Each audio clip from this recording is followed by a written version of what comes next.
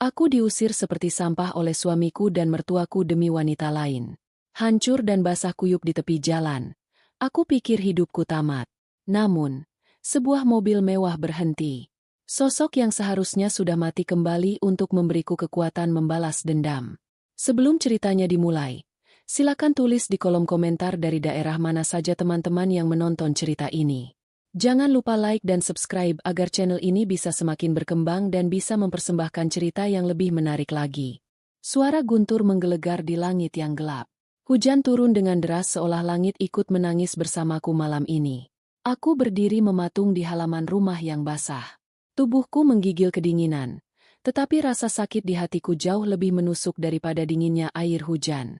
Di depanku, sebuah koper besar berwarna hitam terlempar kasar ke tanah berlumpur. Cipratan lumpur mengotori celana panjangku yang sudah lusuh.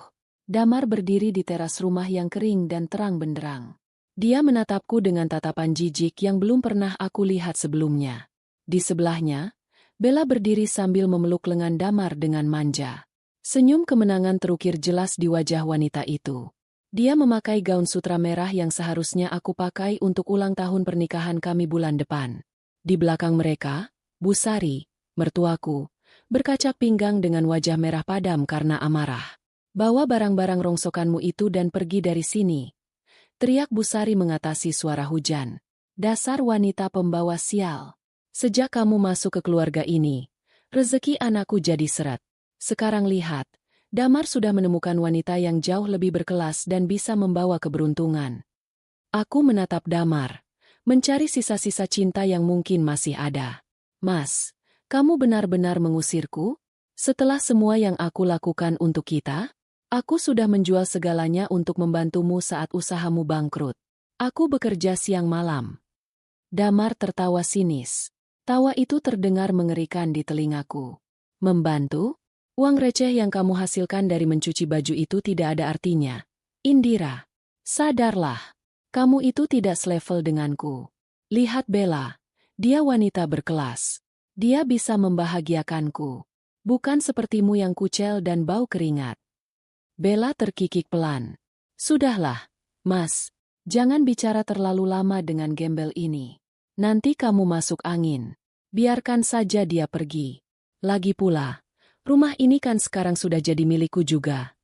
Kata-kata itu menghantam dadaku dengan keras. Rumah ini adalah hasil keringat Damar di awal pernikahan kami, saat aku mendampinginya dari nol. Sekarang, wanita asing ini mengklaimnya dengan begitu mudah. "Bu," aku mencoba memanggil Bu Sari. "Ibu tahu betapa aku menghormati ibu. Aku merawat ibu saat sakit. Aku memasakkan makanan kesukaan ibu setiap hari." Bu Sari meludah ke arahku. "Halah, itu memang kewajibanmu sebagai menantu yang tidak punya harta. Jangan mengungkit-ungkit hal sepele. Sekarang pergi. Jangan kotori pemandangan rumahku lagi." Damar maju selangkah dan menendang koperku hingga terguling lebih jauh ke arah gerbang. "Dengar itu? Pergi sekarang atau aku panggil satpam kompleks untuk menyeretmu keluar seperti maling." Air mataku akhirnya tumpah, bercampur dengan air hujan yang membasahi wajahku. Aku sadar, tidak ada gunanya memohon pada manusia-manusia berhati batu ini. Harga diriku yang tersisa melarangku untuk bersujud di kaki mereka. Aku menarik napas panjang, mengisi paru-paruku dengan udara dingin yang berbau tanah basah. Aku menatap mereka satu persatu. Aku merekam wajah sombong Damar, senyum licik Bella, dan tatapan benci Bu Sari. Aku akan mengingat momen ini selamanya. Tanpa mengucapkan sepatah kata pun lagi, aku memungut koperku yang berat dan basah.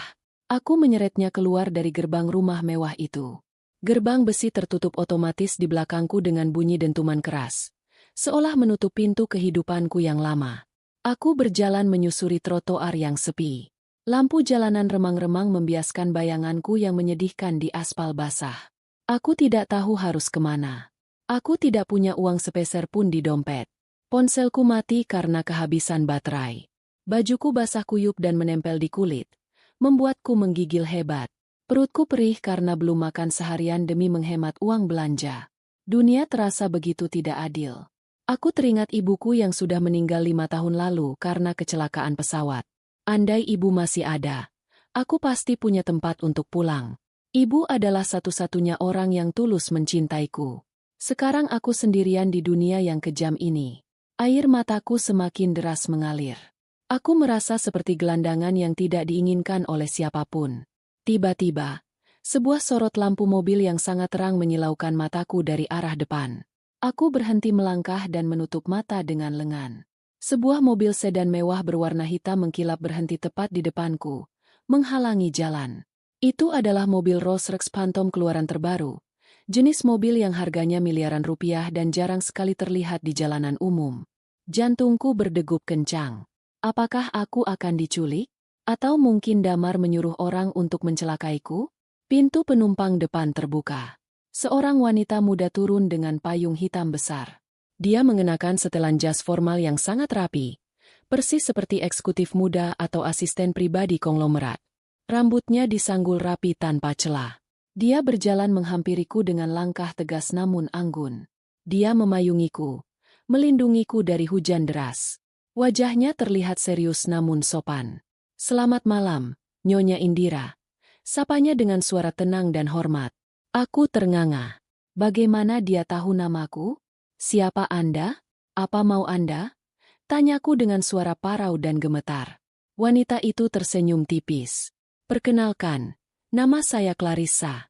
Saya tidak bermaksud jahat. Nyonya Besar meminta untuk bertemu dengan Anda sekarang juga." "Nyonya Besar? Siapa?" Aku bingung. Aku tidak punya kenalan orang kaya. Semua teman lamaku sudah menjauh sejak Damar mengaku bangkrut. "Silakan masuk ke mobil, Nyonya.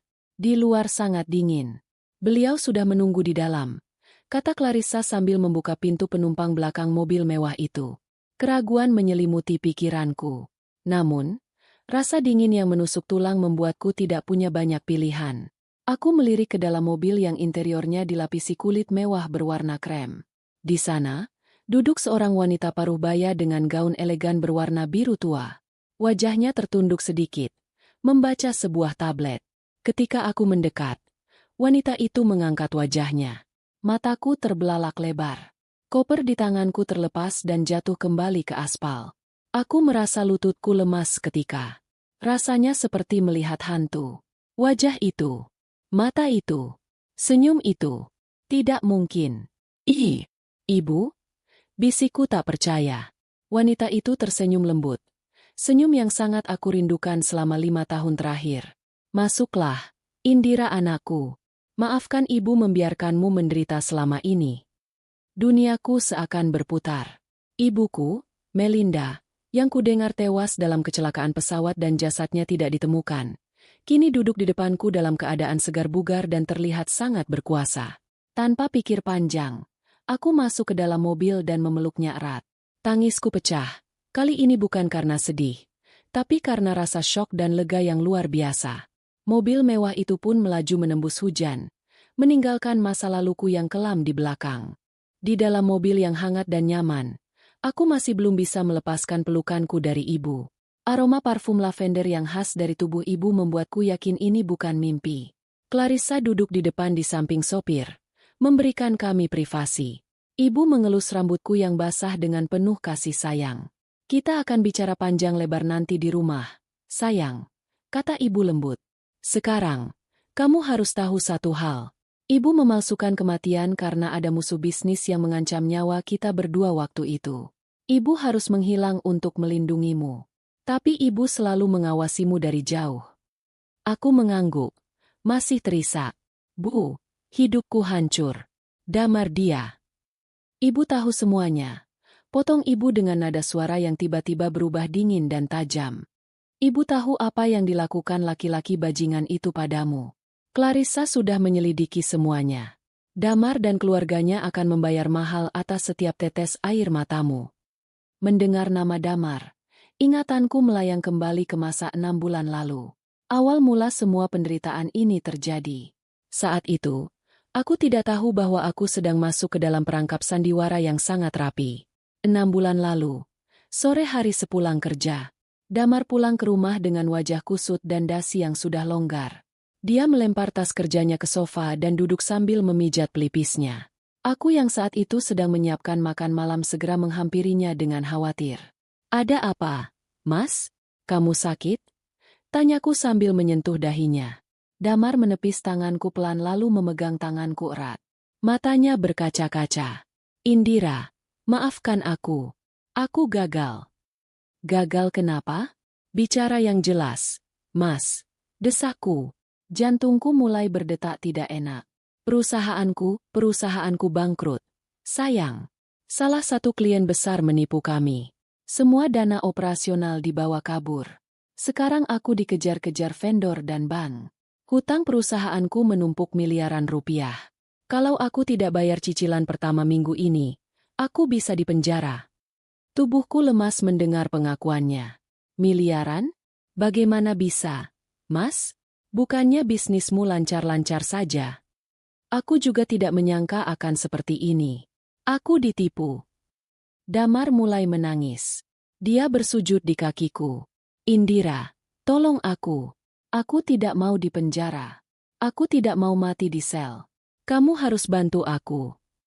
Aku yang naif dan sangat mencintai suamiku tentu saja tidak tega melihatnya hancur seperti itu. Aku ikut berlutut dan memeluknya. Bangun. Mas, kita hadapi ini bersama. Aku istrimu. Aku akan bantu sebisa mungkin. Keesokan harinya, drama itu berlanjut. Bu Sari datang ke rumah kami pagi-pagi sekali. Dia langsung menangis histeris di ruang tamu. Indira, kamu harus selamatkan suamimu. Jerit Bu Sari sambil mengguncang bahuku. Kamu punya kalung berlian dan gelang emas warisan nenekmu kan? Jual itu. Jual semuanya sekarang. Aku ragu sejenak. Itu adalah satu-satunya peninggalan berharga dari keluargaku sebelum aku tahu ibu masih hidup. Tapi Bu, itu barang kenangan. Kamu lebih sayang barang rongsokan itu daripada nyawa suamimu. Bentak Bu Sari. Matanya melotot tajam. Istri macam apa kamu? Suami mau masuk penjara malah mikirin perhiasan. Jual sekarang atau ibu tidak akan pernah menganggapmu menantu lagi. Di bawah tekanan mental yang luar biasa, aku akhirnya menyerah. Hari itu juga aku pergi ke toko emas dan menjual semua perhiasanku. Uangnya kuserahkan pada Damar. Dia memelukku erat dan berjanji akan menggantinya berkali-kali lipat nanti. Namun, uang itu ternyata dibilang masih kurang. Damar bilang bunganya terus berjalan. Dia menyuruhku meminjam uang pada rentenir kenalannya. Aku ketakutan, tapi Damar meyakinkan bahwa dia akan membayarnya bulan depan. Dengan bodohnya, aku menandatangani surat utang itu atas namaku. Sejak saat itu, neraka duniaku dimulai. Damar bilang kita harus berhemat ekstrim. Dia memotong uang belanja dapur hingga hampir nol. Kami makan mie instan setiap hari, atau setidaknya aku yang makan mie instan, karena Damar sering beralasan makan di luar saat rapat mencari investor. Aku harus mencari uang tambahan untuk membayar bunga rentenir yang mencekik. Aku, yang dulu adalah lulusan sarjana manajemen, terpaksa bekerja kasar. Aku menerima jasa cuci gosok dari tetangga kompleks sebelah. Tanganku yang dulu halus kini kasar dan penuh luka karena terkena detergen keras setiap hari. Punggungku sakit karena menyetrika tumpukan baju hingga larut malam. Setiap kali aku mengeluh lelah, Damar akan memarahiku. Kamu tidak ikhlas bantu suami? Aku ini sedang stres cari modal usaha baru. Jangan tambah beban pikiranku dengan keluhanmu. Bu Sari juga tak kalah kejam. Dia sering datang memeriksa rumah, memastikan aku tidak menyembunyikan uang. Awas kalau kamu jajan atau beli baju baru. Uang itu buat bayar utang anakku. Ancamnya setiap kali datang. Padahal, kenyataannya jauh berbeda dari apa yang aku bayangkan. Kebohongan inti ini baru aku sadari sekarang setelah mendengar penjelasan ibu dan melihat data yang diberikan Clarissa di tabletnya. Di tablet itu, terpampang jelas foto-foto Damar dan Bella sedang berlibur di Bali tepat di minggu saat aku bekerja keras mencuci baju tetangga. Tanggal di foto itu sama persis dengan tanggal ketika Damar bilang dia sedang meeting dengan investor di luar kota. Damar tidak pernah bangkrut. Perusahaannya baik-baik saja, bahkan mendapat keuntungan besar tahun ini. Uang hasil penjualan perhiasanku dan uang pinjaman rentenir itu tidak digunakan untuk membayar utang perusahaan. Tidak sama sekali. Damar menggunakan uang hasil keringat dan air mataku itu untuk membayar uang muka sebuah apartemen mewah di pusat kota. Apartemen itu diatasnamakan Bella. Aku melihat bukti transfer dari rekening Damar ke rekening Bella. Nominalnya fantastis. Setiap bulan, saat aku makan nasi dengan garam, Damar mentransfer jutaan rupiah untuk Bella belanja tas dan sepatu branded. Hatiku terasa panas seperti terbakar melihat semua bukti itu. Selama 6 bulan ini, aku hidup dalam kebohongan yang mereka ciptakan. Aku menderita, kelaparan, dan dihina. Sementara mereka tertawa-tawa menikmati uangku dan uang Damar di atas penderitaanku. Busari tahu semuanya. Dia sekongkol dengan anaknya untuk memeras hartaku sampai kering sebelum menendangku keluar. Mereka iblis, Bu, desisku pelan. Tanganku mengepal erat hingga kuku menancap di telapak tangan. Rasa sedihku kini berubah total menjadi amarah yang membara.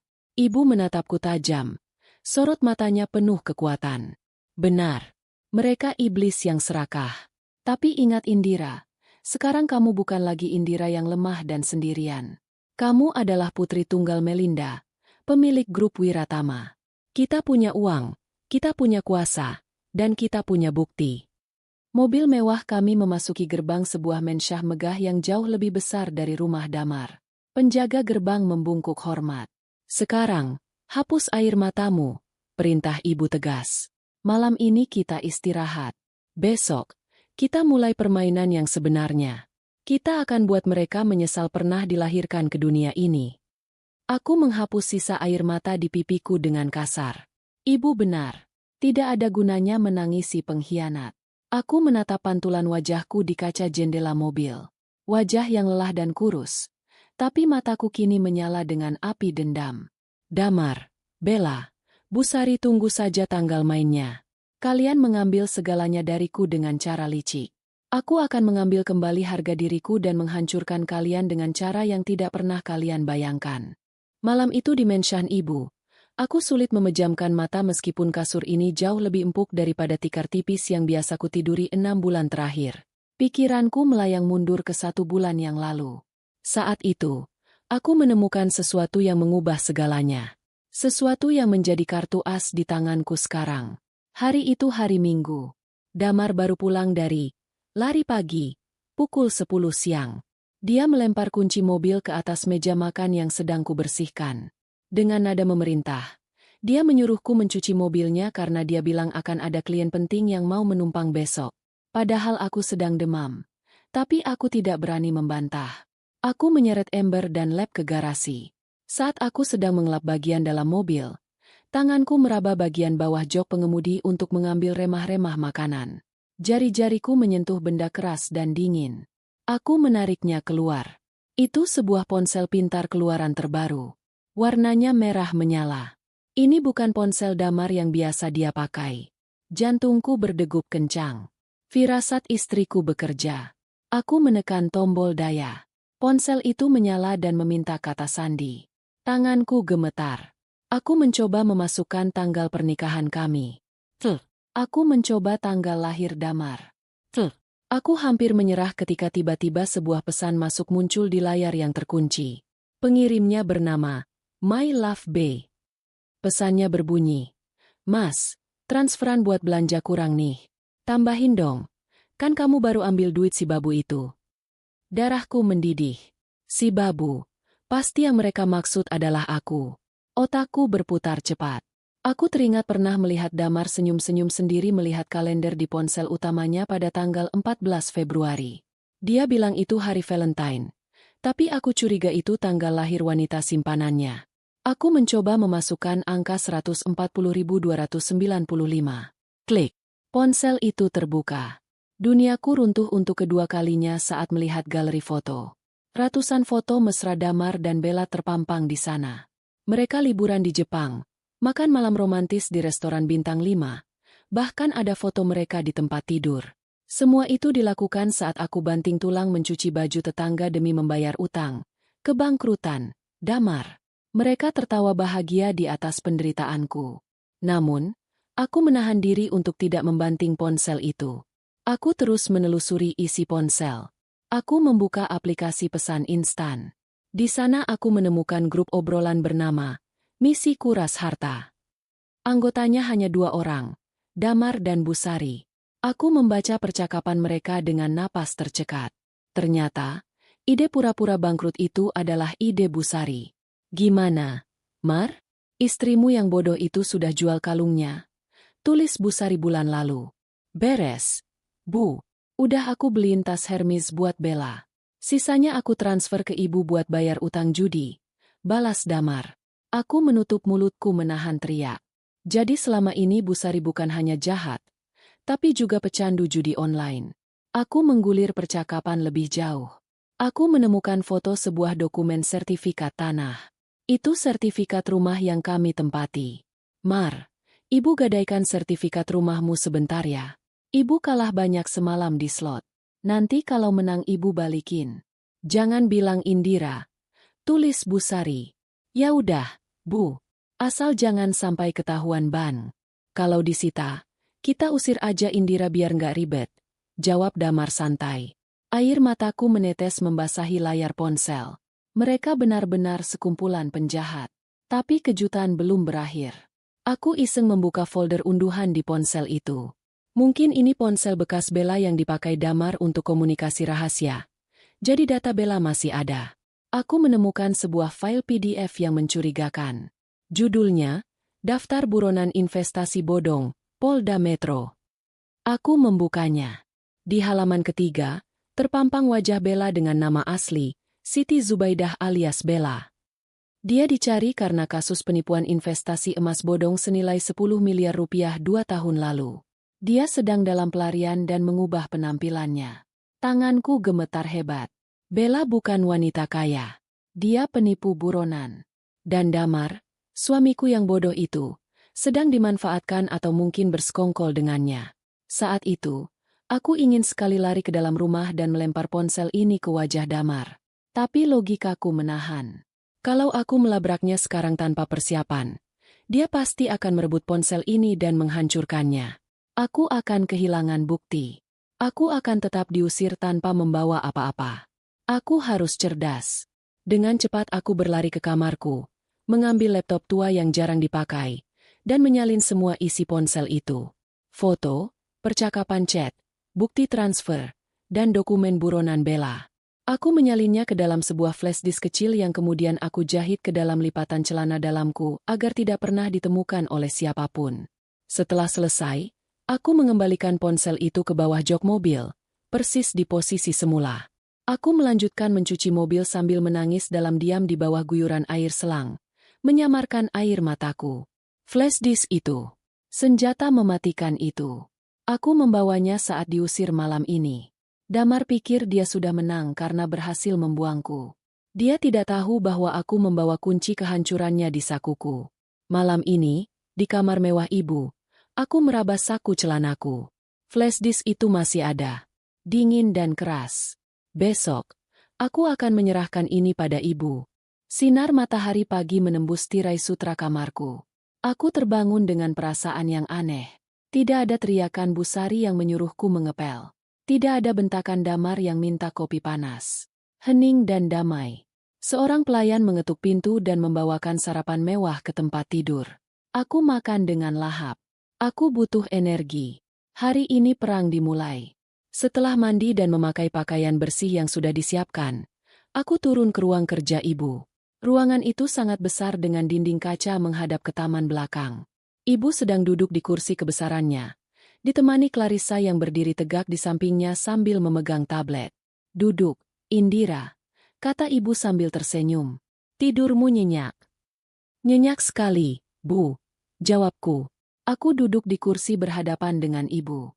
Bagus. Sekarang kita bicara bisnis. Nada suara ibu berubah serius. Ibu bisa saja langsung mengirim pengacara untuk menuntut Damar dan ibunya. Kita bisa memenjarakan mereka hari ini juga. Tapi, apakah itu cukup memuaskan hatimu? Aku menggeleng tegas. Tidak, Bu. Itu terlalu mudah bagi mereka. Aku ingin mereka merasakan apa yang aku rasakan. Aku ingin mereka merasa tinggi dulu, lalu jatuh sekeras-kerasnya. Aku ingin melihat wajah putus asa mereka saat sadar bahwa akulah yang menghancurkan mereka. Ibu tertawa kecil, tampak bangga. Darah Wiratama memang mengalir deras di tubuhmu. Kalau begitu, kita butuh rencana yang rapi. Apa kamu punya sesuatu yang bisa kita pakai? Aku merogoh saku celanaku dan mengeluarkan flash disk kecil itu. Aku meletakkannya di atas meja marmer. Di dalam sini ada semua bukti kebusukan mereka.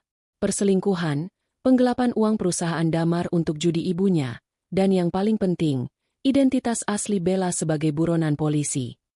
Mata Clarissa membelalak sedikit saat mengambil flash disk itu. Dia segera mencolokkannya ke laptop dan memeriksa isinya. Hening sejenak. Hanya terdengar suara ketikan cepat jari Clarissa. Nyonya besar, kata Clarissa setelah 5 menit. Data ini valid. Bukti penggelapan dana ini cukup untuk membuat Damar dipecat tidak hormat dan digugat ganti rugi oleh perusahaannya. Dan soal Bella ini tambang emas. Kita bisa melaporkannya kapan saja. Ibu mengangguk puas. Simpan itu untuk pukulan terakhir. Kita jangan langsung bunuh mereka. Kita siksa dulu pelan-pelan. Ibu menatapku. Minggu depan, perusahaan tempat Damar bekerja akan merayakan ulang tahun ke-50. Damar adalah manajer pemasaran di sana, kan? Dia pasti akan hadir dan membawa pelakor itu untuk pamer. Benar, Bu. Damar sangat ambisius. Dia bilang dia akan dipromosikan jadi direktur cabang bulan depan. Kataku, kita akan pastikan promosi itu tidak pernah terjadi, kata ibu dingin. Indira, ibu akan mengangkatmu menjadi komisaris utama di salah satu anak perusahaan ibu yang bergerak di bidang investasi. Besok, kita akan melakukan akuisisi senyap. Ibu akan membeli saham mayoritas perusahaan tempat Damar bekerja.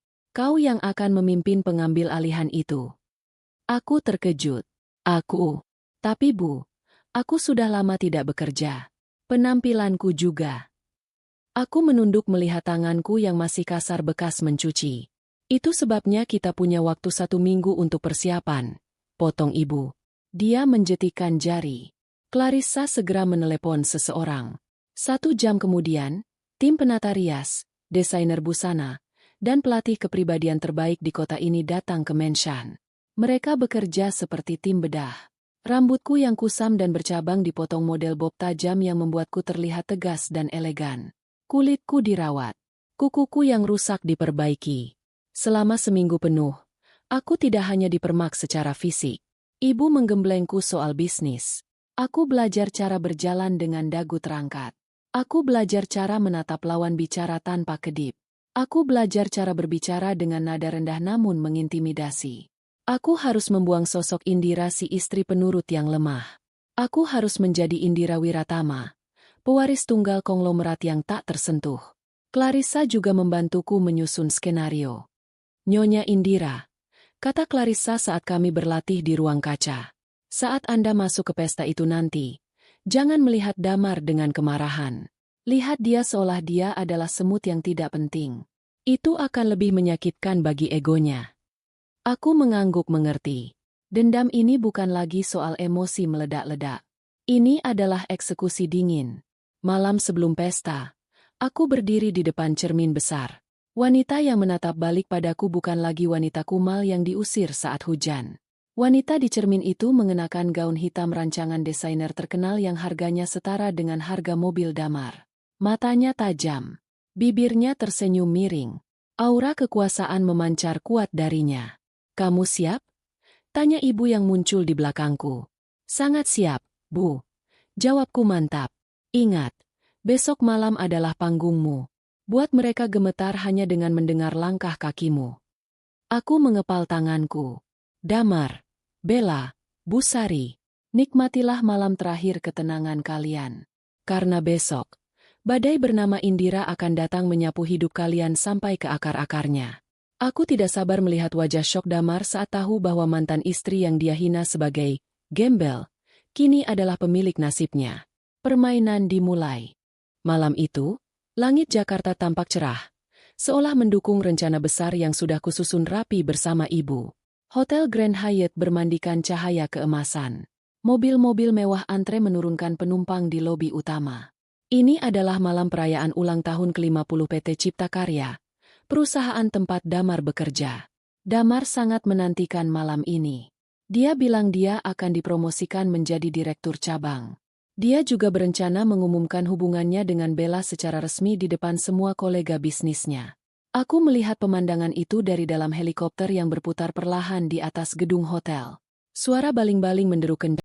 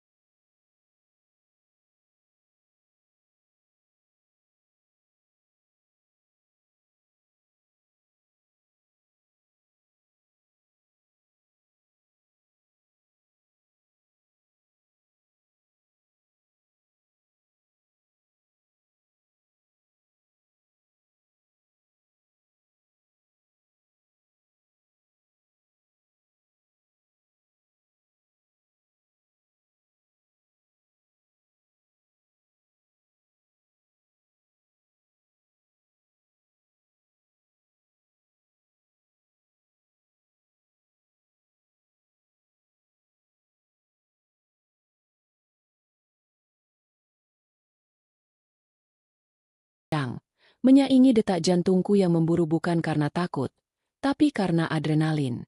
Di sampingku, Clarissa merapikan tatanan rambutku. Aku mengenakan gaun malam berwarna merah darah rancangan desainer Paris. Gaun itu membalut tubuhku dengan sempurna, menunjukkan lekuk tubuh yang selama ini tertutup daster lusuh. Di leherku melingkar kalung berlian senilai 5 miliar rupiah. Pemberian ibu. Kita mendarat sekarang, Nyonya, kata pilot melalui headset. Aku mengangguk. Lakukan. Sementara itu, di dalam ballroom, aku bisa membayangkan apa yang sedang terjadi. Damar pasti sedang berdiri di tengah ruangan dengan gelas sampahnya di tangan. Dia memakai jas mahal yang dibeli dengan uang hasil keringatku mencuci baju. Bella pasti berdiri di sebelahnya, tersenyum palsu pada istri-istri pejabat perusahaan, memamerkan cincin berlian yang juga dibeli dari uang curian. Mereka pasti merasa menjadi raja dan ratu malam ini. Mereka pikir aku sedang menangis di pinggir jalan, memungut sisa makanan. Aku turun dari helikopter di helipad atap hotel. Angin malam menerpa wajahku. 4 pengawal berbadan tegap dengan setelan jas hitam sudah menunggu. Mereka membungkuk hormat saat aku melangkah turun dengan sepatu hak tinggi stiletto. Kami berjalan menuju lift khusus VIP yang langsung terhubung ke ballroom. Di dalam ballroom, suasana sedang meriah. Musik orkestra mengalun lembut. Damar tertawa lebar saat berbicara dengan Pak Gunawan, CEO perusahaan saat ini. Selamat ya, Damar. Kinerjamu tahun ini luar biasa. Puji Pak Gunawan. Tidak tahu bahwa angka penjualan Damar adalah hasil manipulasi data. Terima kasih, Pak. Semua ini berkat dukungan Bella, calon istri saya. Jawab Damar bangga sambil merangkul pinggang Bella. Oh, calon istri? Saya dengar kamu sudah menikah. Tanya Pak Gunawan bingung. Damar tertawa meremehkan. Ah, itu masa lalu, Pak. Istri lama saya tidak bisa mengikuti gaya hidup saya. Dia terlalu kampung dan malas. Kami sudah berpisah. Bella inilah yang selevel dengan visi perusahaan kita. Bella tersenyum manis, menyembunyikan bisa ularnya. Saya selalu mendukung Mas Damar. Pak, kami pasangan yang sempurna. Tiba-tiba, lampu ballroom meredup. Musik berhenti. Sorot lampu sorot mengarah ke pintu utama yang besar dan tinggi. Pintu itu terbuka perlahan. Suasana hening seketika. Semua mata tertuju ke sana. Aku melangkah masuk. Suara langkah kakiku menggema di lantai marmer, tegas dan berirama. Aku berjalan dengan dagu terangkat.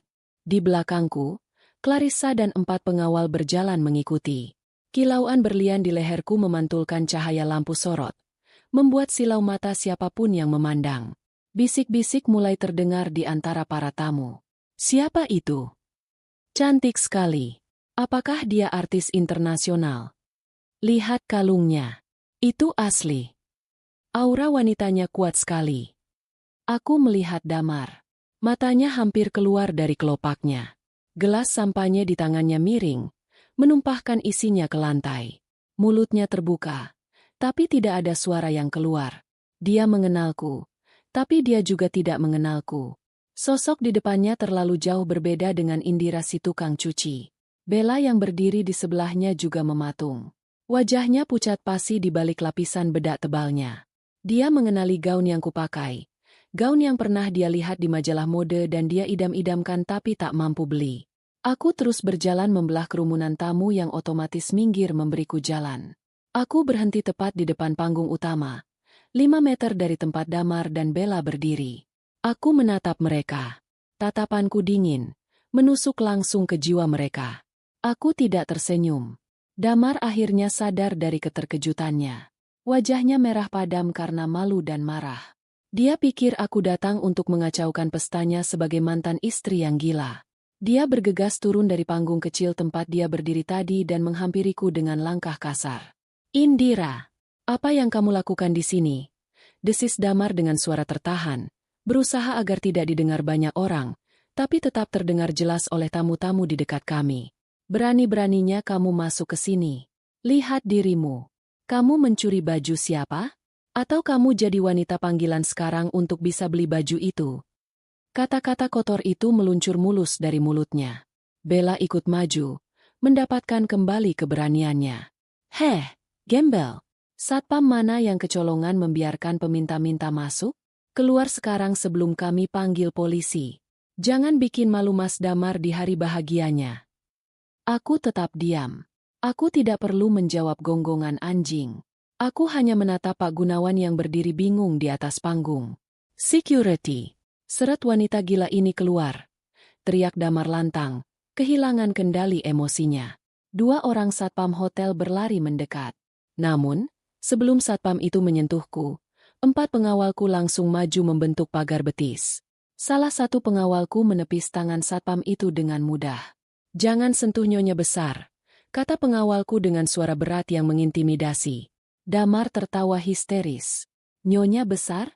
Dia itu cuma sampah yang saya buang kemarin sore. Dia cuma istri tidak berguna yang bisanya cuma ngabisin duit. Tiba-tiba, Pak Gunawan turun dari panggung dan mendekat. Dia melihat Clarissa yang berdiri di sampingku. Wajah Pak Gunawan berubah pucat. Dia mengenali Clarissa sebagai tangan kanan Melinda Wiratama, salah satu konglomerat paling berpengaruh di Asia. Nona Clarissa? Sapa Pak Gunawan ragu. Clarissa maju selangkah. Dia menyerahkan sebuah map berwarna biru tua kepada Pak Gunawan. Selamat malam, Pak Gunawan. Maaf mengganggu pestanya. Saya mewakili Wiratama Group ingin menyampaikan pengumuman penting. Pak Gunawan membuka map itu dengan tangan gemetar. Dia membaca isinya sekilas. Lalu matanya membelalak lebar menatapku. Keringat dingin mengucur di pelipisnya. Damar yang tidak tahu apa-apa masih terus mengoceh. Pak Gunawan, jangan didengarkan. Ini pasti tipuan. Mantan istri saya ini memang licik. Dia pasti memalsukan undangan. Diam kamu, Damar. Bentak Pak Gunawan keras. Suaranya menggema melalui mikrofon yang masih dia pegang. Damar tersentak kaget. Tapi Pak. Pak Gunawan berbalik menghadap para tamu undangan. Dia menarik napas panjang, berusaha menenangkan dirinya. Hadirin sekalian, mohon perhatiannya. Malam ini ada perubahan agenda yang sangat mendadak tapi sangat penting. Dengan hormat, saya umumkan bahwa per sore ini, saham mayoritas PT Cipta Karya telah resmi diakuisisi oleh Wiratama Group. Suara riuh rendah memenuhi ruangan. Para tamu saling berbisik kaget. Aku masih berdiri tenang, menatap lurus ke arah Damar yang mulai terlihat bingung. Dan, lanjut Pak Gunawan, suaranya bergetar. Dia menunjuk ke arahku dengan sopan. Tubuhnya membungkuk sedikit tanda hormat yang sangat dalam. Perkenalkan, pemilik baru perusahaan kita, sekaligus komisaris utama yang baru, Ibu Indira Wiratama. Boom! Rasanya seperti ada bom yang meledak di kepala Damar. Lututnya lemas seketika. Dia mundur selangkah, hampir menabrak pelayan yang membawa nampan minuman. Matanya menatapku dengan horor murni. Tidak mungkin. Gumam Damar. Kamu Indira, istriku. Aku tersenyum tipis. Sangat tipis. Mantan istrimu, Damar. Dan sekarang, atasanmu. Bella menutup mulutnya dengan tangan. Dia gemetar hebat. Tas tangan mahalnya jatuh ke lantai. Dia tahu apa arti nama Wiratama. Itu artinya kekuasaan tanpa batas. Dan dia baru saja menghina putri dari keluarga itu sebagai gembel. Aku melangkah maju mendekati Damar. Jarak kami hanya tinggal 1 jengkal. Aku bisa mencium bau parfum mahalnya yang kini bercampur dengan bau keringat ketakutan. Bagaimana pestanya, Damar? Tanyaku lembut namun mematikan. Katanya kamu mau promosi jadi direktur? Sayang sekali. Saya sebagai pemilik baru tidak suka mempekerjakan karyawan yang menelantarkan istri dan memalsukan kebangkrutan. Damar mencoba meraih tanganku. Indira. Sayang, dengarkan aku dulu. Ini semua salah paham. Aku cuma bercanda kemarin. Aku cuma ngetes kesetiaan kamu. Sumpah, aku masih cinta sama kamu. Aku menepis tangannya jijik. Jangan sentuh aku dengan tangan kotormu. Dan simpan dongengmu untuk besok. Datanglah ke ruang rapat direksi jam 8 pagi tepat. Telat 1 menit. Saya pastikan kamu bukan hanya kehilangan pekerjaan, tapi juga kehilangan masa depan. Aku beralih menatap Bella. Wanita itu mencoba sembunyi di balik punggung Damar. Dan kamu, Nona Bella, kataku, nikmati makanan enak malam ini sepuasmu. Karena mulai besok, kamu akan makan makanan yang sangat berbeda. Makanan penjara rasanya tawar. Loh. Bella membelalak. Apa maksudmu? Kamu pikir saya tidak tahu siapa kamu sebenarnya, Siti Zubaidah? Bisikku menyebut nama aslinya. Mendengar nama aslinya disebut, Bella seperti melihat hantu. Kakinya lemas dan dia jatuh terduduk di lantai, menangis histeris. Riasannya luntur berantakan. Aku berbalik memunggungi mereka. Nikmati pestanya. Semuanya. Malam ini saya yang traktir. Aku berjalan keluar ballroom dengan langkah kemenangan. Di belakangku, pesta yang tadinya meriah kini berubah menjadi kekacauan. Damar berteriak memanggil namaku, tapi ditahan oleh keamanan, atas perintah Pak Gunawan. Aku mendengar suara gelas pecah dan tangisan Bella. Saat pintu lift tertutup, aku melihat bayanganku di cermin dinding lift. Air mata menetes 1 titik. Bukan air mata sedih, tapi air mata pelepasan. Babak pertama selesai. Mental mereka sudah hancur. Besok, aku akan menghancurkan hidup mereka secara nyata. Pagi itu, suasana di kantor pusat PT Cipta Karya terasa mencekam. Berita tentang akuisisi mendadak dan kejadian di pesta semalam sudah menyebar seperti api yang membakar hutan kering. Karyawan berbisik-bisik di lorong, menunduk takut saat melihatku lewat. Aku datang tepat pukul 7:30. Kali ini aku mengenakan setelan blazer putih bersih yang memancarkan kewibawaan. Rambutku diikat ekor kuda tinggi. Clarissa berjalan di sampingku membawa tumpukan berkas tebal. Kami langsung menuju ruang rapat utama di lantai paling atas. Di dalam ruang rapat, seluruh jajaran direksi lama sudah duduk rapi. Wajah mereka tegang. Pak Gunawan duduk di kursi sebelah kanan ujung, menyisakan kursi utama di ujung meja kosong untukku. Tepat pukul 8:05, pintu terbuka. Damar masuk. Penampilannya berantakan. Matanya merah bengkak, kemejanya kusut seperti tidak disetrika, dan dia tidak memakai dasi. Di belakangnya, Bella mengekor dengan wajah tertunduk, memakai kacamata hitam besar untuk menutupi matanya yang sembab. Damar membawanya karena dia pikir Bella bisa membantunya menjelaskan situasi, atau mungkin karena dia terlalu takut menghadapiku sendirian. Damar melihatku duduk di kursi pimpinan. Dia menelan ludah dengan susah payah. Duduk. Perintahku singkat tanpa melihat wajahnya. Aku sibuk membalik halaman berkas di depanku. Damar duduk di kursi paling ujung, berhadapan denganku. Jarak kami dipisahkan oleh meja kayu jati panjang yang mengkilap. Bella duduk di kursi tambahan di belakang Damar, Meremas tangannya gelisah. Baiklah, kita mulai. Kataku membuka rapat. Agenda hari ini tunggal. Pembersihan parasit perusahaan. Aku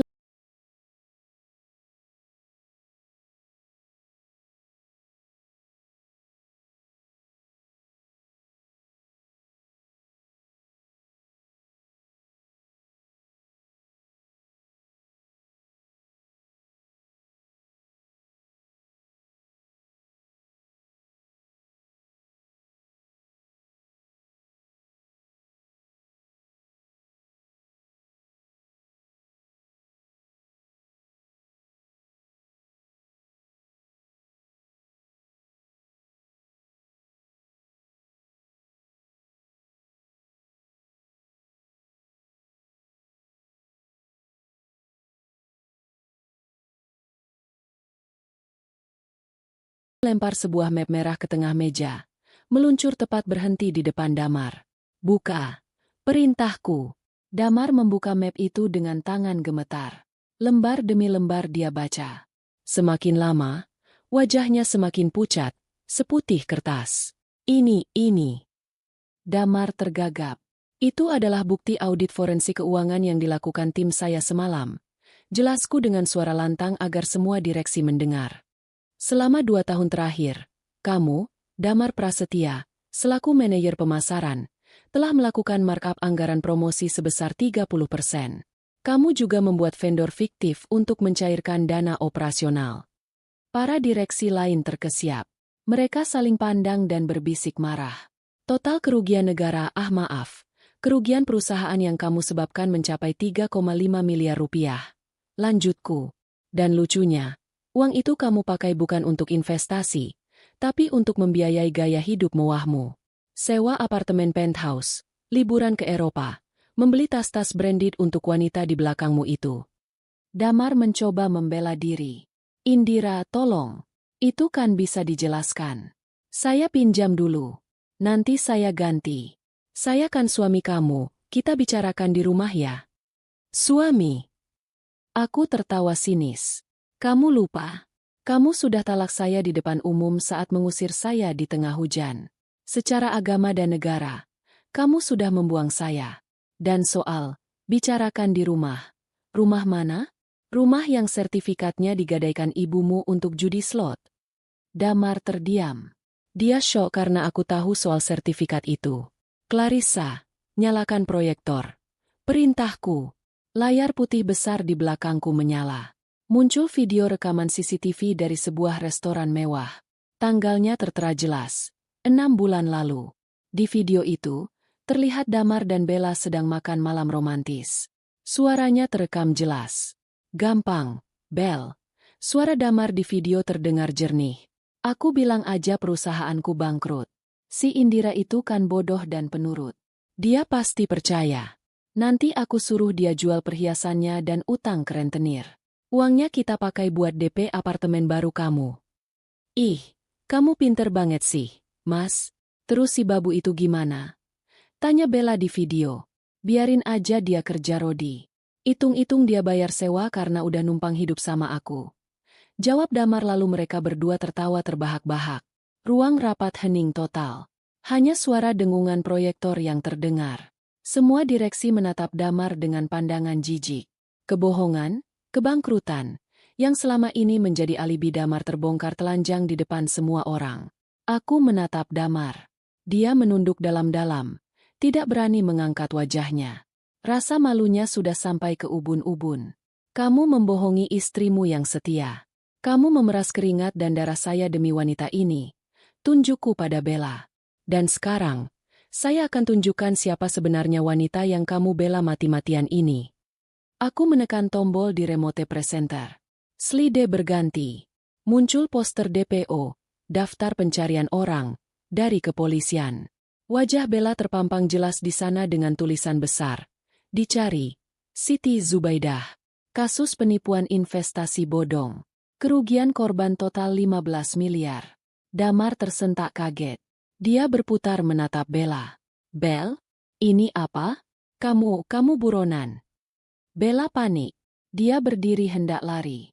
Enggak, itu fitnah. Itu bukan aku. Jangan bergerak atau saya panggil polisi yang sudah menunggu di lobi. Ancamku tenang. Damar mencengkeram bahu Bella. Jawab jujur. Kamu bilang kamu anak pengusaha tambang dari Kalimantan. Kamu bilang uangmu sedang tertahan di bank luar negeri. Jadi selama ini kamu juga ditipu. Damar. Potongku. Kamu menipu saya demi seorang penipu. Ironis sekali, bukan? Damar melepaskan cengkeramannya dari Bella seolah memegang bara api. Dia menatap Bella dengan benci. Dasar penipu. Kamu hancurkan hidupku. Aku usir istriku yang baik demi kamu. Ternyata kamu cuma kriminal. Bella tidak terima disalahkan. Dia balas berteriak. Halah, kamu juga serakah. Kalau kamu laki-laki baik, kamu nggak akan selingkuh. Kita sama-sama busuk. Damar. Jangan sok suci. Mereka berdua mulai bertengkar hebat di ruang rapat. Saling mencaci maki, saling menyalahkan. Pemandangan yang sangat menyedihkan sekaligus memuaskan bagiku. Pasangan yang dulu terlihat begitu mesra dan sombong, kini saling menggigit seperti anjing liar yang berebut tulang. Cukup, bentakku sambil memukul meja. Mereka berdua diam seketika.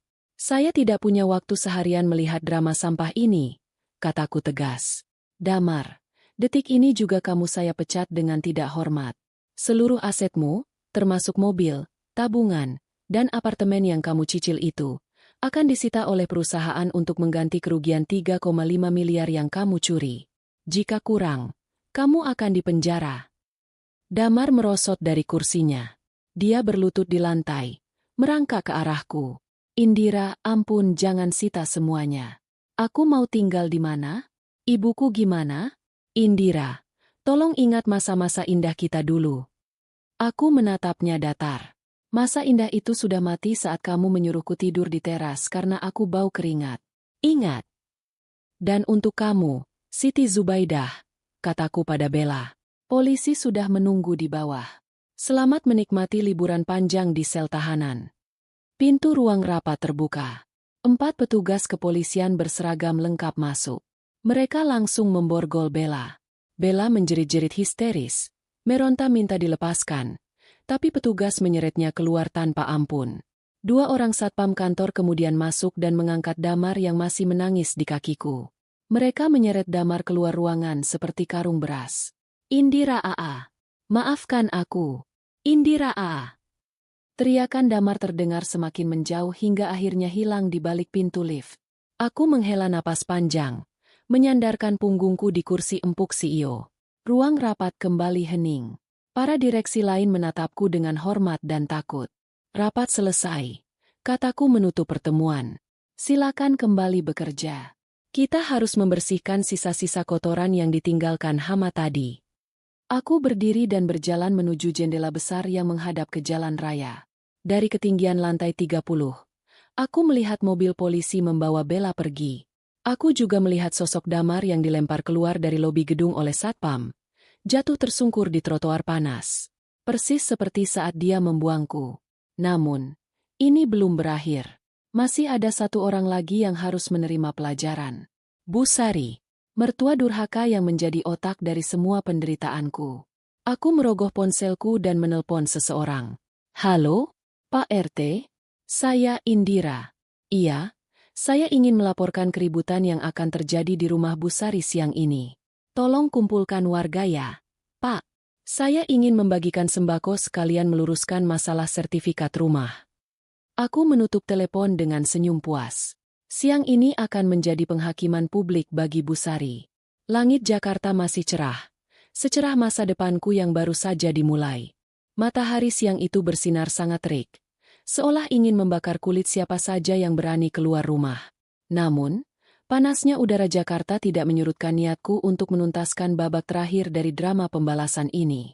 Aku duduk di kursi belakang mobil Rolls-Royce hitam milik ibu, menatap jalanan kompleks perumahan yang dulu sangat akrab bagiku. Jalanan ini saksi bisu bagaimana aku berjalan kaki menyeret belanjaan pasar setiap pagi demi menghemat uang bensin. Jalanan ini juga saksi bisu saat aku diusir keluar seperti anjing kurap di tengah hujan deras. Di sampingku, ibu menggenggam tanganku erat. Kamu siap, Indira? Tanya ibu lembut namun tegas. Sangat siap, Bu. Aku sudah menunggu momen ini. Jawabku mantap. Mobil kami berbelok masuk ke blok rumah Bu Sari. Dari kejauhan, aku sudah bisa melihat kerumunan orang di depan pagar rumah. Rupanya Pak RT bekerja dengan sangat efisien. Sesuai instruksiku, beliau sudah mengumpulkan warga dengan dalih pembagian sembako gratis dari donatur. Tetangga-tetangga yang dulu sering menggunjingku karena penampilan kumalku, kini berkumpul dengan antusias. Namun, bukan hanya warga yang ada di sana. 2 mobil van berwarna hitam terparkir melintang di depan gerbang. Itu adalah mobil debt collector dari pihak bank dan juga rentenir ilegal yang disewa Bu Sari.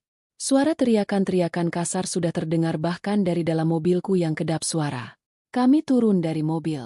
Clarissa segera membukakan payung hitam besar untuk melindungiku dan ibu dari sengatan matahari. Kehadiran kami seketika menyedot perhatian seluruh warga. Mereka ternganga melihat penampilan baruku. Indira yang dulu memakai daster lusuh kini berdiri tegak dengan gaun sutra mahal, kacamata hitam, dan sepatu hak tinggi, diapit oleh pengawal berbadan tegap. Itu Indira? Ya ampun, pangling banget. Bisik Bu Tejo, tetangga yang paling hobi gosip, kepada ibu-ibu di sebelahnya. Mobilnya mewah banget. Katanya dia jadi gelandangan. Wah, jangan-jangan dia simpanan pejabat sekarang.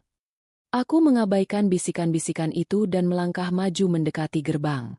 Di teras rumah, pemandangan kacau balau tersaji.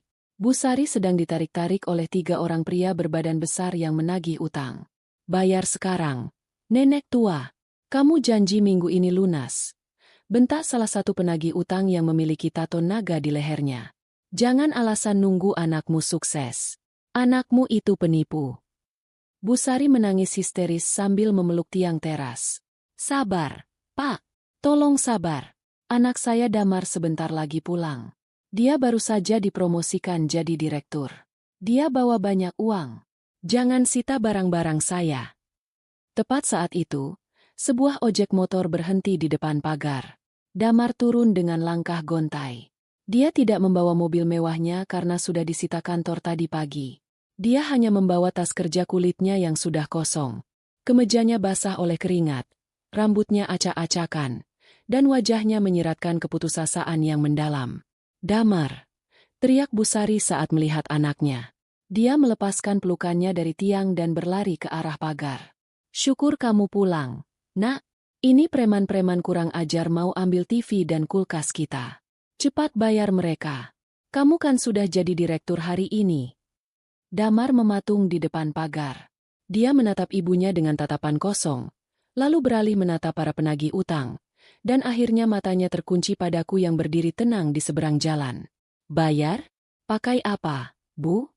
Suara Damar parau dan pecah. Aku dipecat. Aku tidak punya uang. Mobil disita. Rekening dibekukan. Bella dipenjara. Bu Sari melotot. Seakan bola matanya mau keluar. Apa? Dipecat? Jangan bercanda kamu. Terus utang ibu gimana? Sertifikat rumah ini gimana? Mendengar kata, sertifikat rumah, para penagih utang dari pihak bank langsung maju. Seorang pria berseragam batik rapi mengeluarkan map. Maaf, Ibu Sari. Karena ibu tidak bisa melunasi bunga pinjaman yang sudah jatuh tempo 3 bulan lalu, dan sesuai perjanjian gadai yang ibu tanda tangani diam-diam, maka rumah ini sekarang dalam status penyitaan untuk dilelang. Tidak bisa, jerit Bu Sari histeris. Dia menjambak rambutnya sendiri. Ini rumah anakku. Kalian tidak berhak. Damar, lakukan sesuatu. Damar jatuh berlutut di aspal panas. Dia menangis seperti anak kecil. Aku nggak bisa apa-apa. Bu, kita hancur. Kita miskin. Saat itulah aku melangkah masuk ke dalam panggung drama itu. Suara hak sepatuku yang beradu dengan aspal terdengar tegas di tengah tangisan mereka. Selamat siang, Bu Sari, Mas Damar. Sapaku dengan nada riang yang dibuat-buat. Wah, ramai sekali rumahnya. Ada acara syukuran apa? Syukuran kebangkrutan. Bu Sari menoleh cepat. Dia menatapku dengan kebencian yang menyala-nyala, tapi juga ketakutan. Indira, kau. Ini pasti ulahmu kan? Kau yang mengirim orang-orang ini. Saya. Aku tertawa kecil sambil menggelengkan kepala. Jangan fitnah, Bu. Ibu sendiri yang main judi slot online sampai habis ratusan juta. Ibu sendiri yang menggadaikan sertifikat rumah ini tanpa izin Damar. Saya hanya penonton. Warga sekitar mulai ribut. Astaga, Bu Sari main judi. Pantesan sering teriak-teriak sendiri di dalam rumah. Kasihan si Damar. Punya ibu kok begitu. Damar mendongak menatapku. Indira, tolong aku. Kamu kaya sekarang kan? Tolong bayarin utang ibu. Nanti aku kerja jadi sopir kamu juga nggak apa-apa. Asal jangan biarkan kami diusir. Aku menatap Damar dengan tatapan jijik. Jadi sopir? Maaf. Standar sopir saya tinggi. Harus jujur dan setia. Kamu tidak punya dua kualitas itu. Aku kemudian memberi isyarat pada Clarissa. Clarissa maju dan menyerahkan sebuah dokumen tebal kepada petugas bank yang tadi hendak menyita rumah. Petugas itu membaca sebentar, lalu mengangguk hormat padaku. Bapak-bapak sekalian, mohon tenang, kataku dengan suara lantang kepada para penagih utang dan warga. Urusan utang Bu Sari dengan bank sudah selesai. Saya sudah melunasi pokok utangnya tadi pagi. Wajah Bu Sari langsung cerah seketika. Dia tersenyum lebar, memamerkan gigi-giginya. Hah, aku tahu kamu masih sayang sama ibu. Terima kasih. Indira, kamu memang menantu yang paling tahu diri. Ayo masuk, ibu buatkan teh. Usir preman-preman ini. Bu Sari mengira aku menyelamatkannya karena belas kasihan. Betapa bodohnya dia. Tunggu sebentar. Selaku cepat sebelum Bu Sari beranjak. Saya melunasi utang itu bukan untuk ibu, tapi untuk mengambil alih kepemilikan agunan. Aku mengangkat sertifikat rumah yang baru saja diserahkan petugas bank kepadaku. Artinya, rumah ini sekarang resmi milik saya. Atas nama Indira Wiratama. Senyum di wajah Bu Sari lenyap seketika, digantikan oleh ekspresi horor. Maksudmu? Maksud saya sederhana, kataku dingin. Mataku menatap tajam ke manik matanya. Ibu dan Damar sekarang adalah penumpang gelap di rumah saya. Dan saya tidak suka ada sampah di rumah saya. Jadi, silakan angkat kaki sekarang juga. Detik ini juga. Kau iblis. Bu Sari menjerit dan mencoba menerjangku. Tapi dua pengawalku dengan sigap menahannya. Saya iblis? Tanyaku santai. Lalu apa sebutan untuk mertua yang mengusir menantunya saat hujan badai hanya karena menantunya miskin? Apa sebutan untuk suami yang selingkuh dan memeras istrinya sampai kurus kering? Saya hanya mengembalikan apa yang kalian tanam. Ini karma, Bu.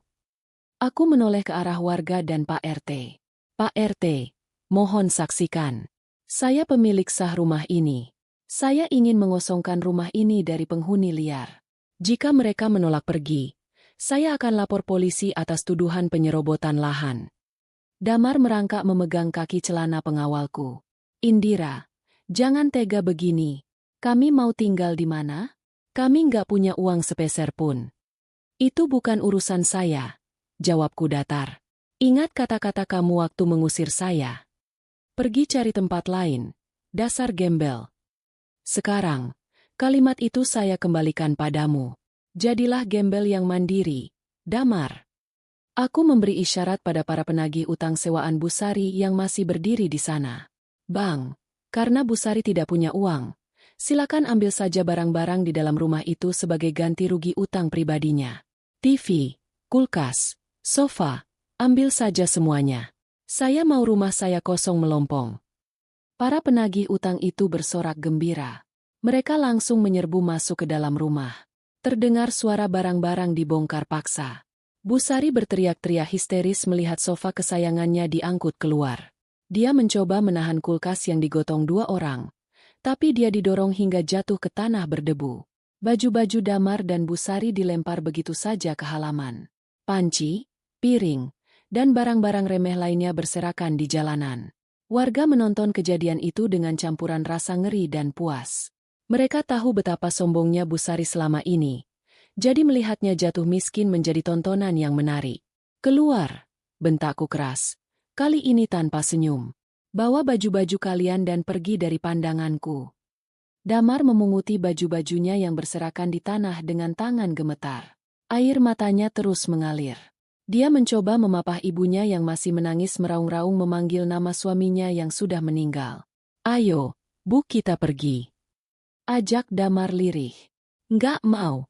Ini rumahku. Indira anak durhaka. Tuhan akan menghukummu." Sumpah serapah Busari terus keluar. "Tuhan sedang bekerja, Bu. Dan ini hasilnya," balasku tenang. Akhirnya, dengan tertatih-tatih, Damar dan Busari berjalan keluar dari gerbang rumah yang pernah mereka banggakan. Mereka berjalan kaki, tanpa kendaraan, tanpa uang, membawa buntelan baju di tangan, persis seperti saat aku pergi 6 bulan lalu.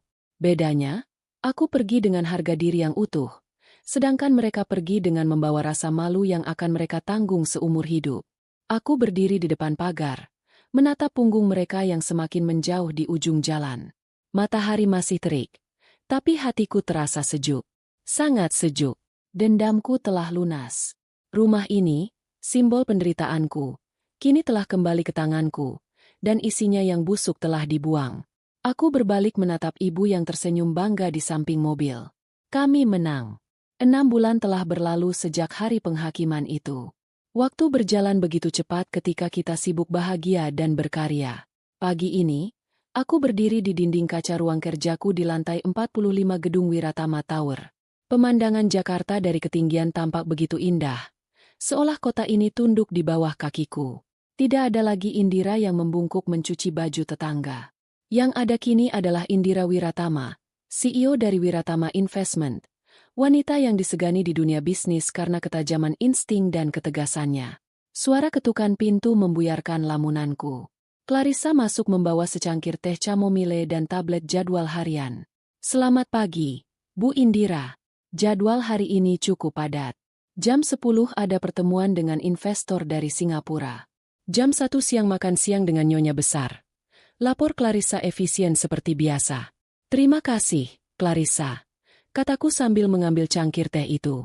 "Oh ya, bagaimana perkembangan proyek panti asuhan yang kita bangun di bekas lahan rumah itu?" "Ya, rumah Busari, rumah masa laluku, sudah kuratakan dengan tanah. Aku tidak sudi tinggal di sana ataupun menjualnya. Aku menghancurkan bangunan itu dan membangun ulang menjadi panti asuhan modern untuk anak-anak terlantar. Aku ingin tempat yang dulu penuh air mata itu berubah menjadi tempat yang penuh tawa dan harapan. Pembangunannya sudah 90%, Bu. Bulan depan sudah bisa diresmikan," jawab Clarissa.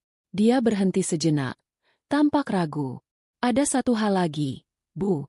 Sesuai permintaan Ibu 6 bulan lalu untuk memantau mereka. Saya punya laporan terbaru." Aku meletakkan cangkir tehku. "Ceritakan." Clarissa menggeser layar tabletnya dan memperlihatkan beberapa foto yang diambil secara diam-diam oleh orang suruhan kami. Foto pertama memperlihatkan suasana penjara wanita. Di sana, di pojok sel yang kumuh, terlihat sosok Bella. Rambutnya dipotong pendek paksa dan terlihat kusam. Wajahnya kurus dan penuh jerawat, tanpa make-up tebal yang biasa menutupi aslinya. Dia sedang mencuci WC jongkok di penjara. Siti Zubaidah alias Bella divonis 10 tahun penjara atas kasus penipuan berlapis. Di dalam penjara, dia tidak punya teman. Dia sering dipalak oleh napi senior karena tidak punya uang untuk bayar keamanan, jelas Clarissa. Aku menatap foto itu tanpa rasa kasihan. Bella menuai apa yang dia tanam. Keserakahan membawanya ke tempat yang paling hina. "Lalu Damar?" tanyaku. Clarissa menggeser ke foto berikutnya. Hatiku berdesir sedikit melihatnya, bukan karena cinta, tapi karena rasa kaget melihat betapa drastis perubahan manusia. Foto itu diambil di sebuah pasar tradisional yang becek di pinggiran Jakarta. Seorang pria kurus kering dengan kulit terbakar matahari sedang memanggul